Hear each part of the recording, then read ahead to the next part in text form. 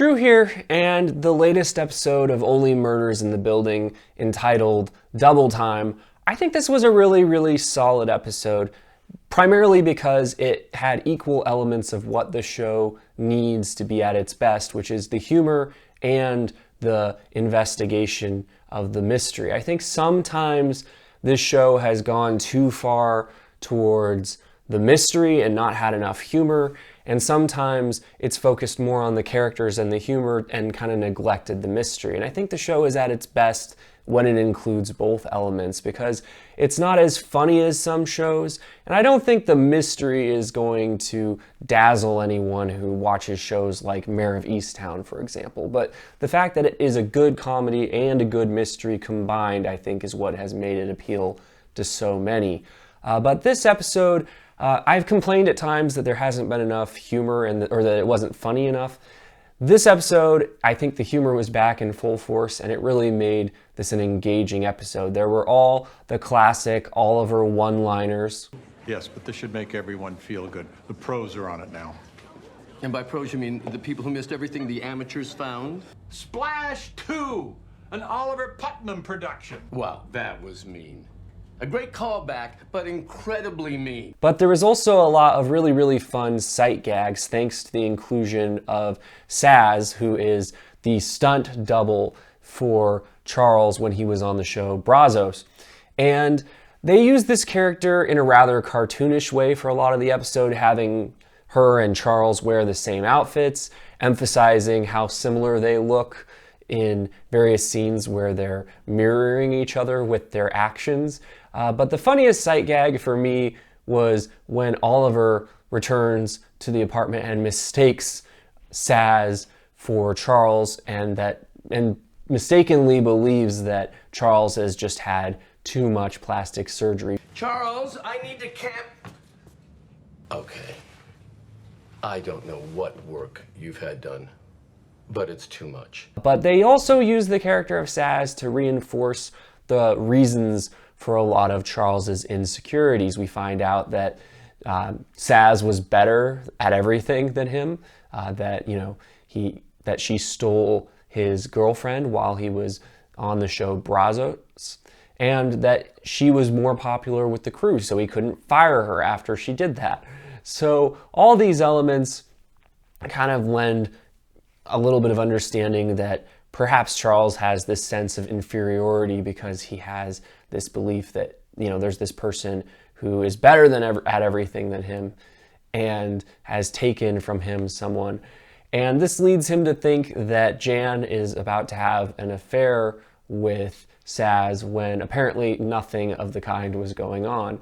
Thankfully, they didn't play this scene where Charles is upset with Jan and Jan is upset with Charles for too much melodrama. They actually had a discussion like adults, and Charles opened up some more and explained the reasons, that he might think that Jan would betray him like that. You really thought I'd cheat on you? I think anyone great would cheat on me. I am rooting for this relationship. I don't know if Jan is going to turn out to be the killer or not. I kind of suspect not, based on how early that there's a whole entire episode left, and if she were the killer, you wouldn't think that they would have tipped their hand in this episode. They'd have waited till the last episode. But I do feel that the opening of this episode, there's some interesting dialogue from Jan that kind of might foreshadow the ending of this episode, but it also might foreshadow the doom of their relationship, in that she likes to think of her musical instrument as a stranger. I've avoided giving my bassoon a name like Betty, preferring to think of her as a beautiful stranger, to make it special every time I pick her up. Like we're meeting for the first time, learning if we might play well with each other. Clearly, the dialogue here is making it sound as though her musical instrument is what she's looking for in a relationship with a person, and she makes it sound as though she likes to have unfamiliarity. She likes to imagine new possibilities in relationships, which just could possibly mean that she's not gonna want to stick around with Charles forever.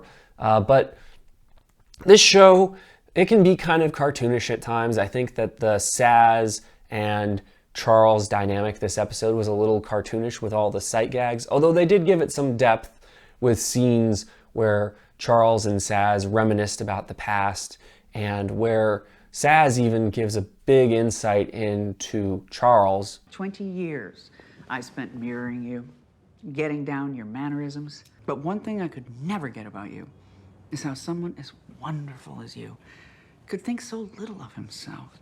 But the scene this episode where the people in the Arconium are voting whether or not to evict Charles and Oliver and Mabel from the Arconium, this scene to me came off as fairly cartoonish and not in a good way. Like, I get that this is a good plot development in that it gives the main characters more incentive to solve the mystery. The only way to fix all of this is to solve this case. That's how Tim gets justice and we get to keep our apartments. But I felt that the way that everyone in the apartment complex, for the most part, turned on them for relatively cartoonish and exaggerated reasons, I didn't enjoy this scene. Otherwise, this episode, though, obviously we have the revelation that Tim Kono was in a relationship with a woman, and that what Oliver and Mabel have thought were sex toys are actually tools for cleaning bassoon. I loved Oliver, as usual, has the best lines this episode, but I particularly thought that the gags with his discomfiture with sex were very, very funny. I hated Tim Kono, but that man knew what he was doing. Please don't do anything in there. It's gonna be hard. It's a pretty arousing setup. Sex. You mean sex. But I liked this revelation and the fact that it seems quite likely that Jan was in a relationship with Tim Kono. Now, this probably goes back to the fact that she's probably flitting around from man to man, and that she likes to, view her relationships with her bassoon as a relationship with a stranger. I think that could be all that's going on here. Just because she might have been sleeping with Tim Kono doesn't mean that she necessarily murdered him. Obviously, the podcasters have jumped the gun on this type of thing before, but it's still, an interesting last-second development. And I'm curious to see how they deal with it in the last episode, since I feel like they're going to have to both eliminate Jan as a suspect and find a way to actually solve the murder all in the last episode. But I'm really excited for the finale, and I'm glad this got renewed for a second season. Now, Steve Martin has said they will solve the murder this season, which I think is a good thing. In a murder show, you can have a new murder every season, and I think people will tune back in. But I feel that it's important to give people a sense of closure with the case that you're currently in. A number of shows that I really enjoyed, they refused to give answers to their big mystery, and it just got really annoying after a while. The Killing on AMC is an example of this, and there are other examples, of course. So to me, I'm glad to hear that they're going to wrap this up in this season. But let me know what you thought in the comments. These are just my thoughts for what they are worth. If you have any theories, let me know. And if you're interested in seeing upcoming reviews of this show and other shows, please consider subscribing. And as always, thanks for watching.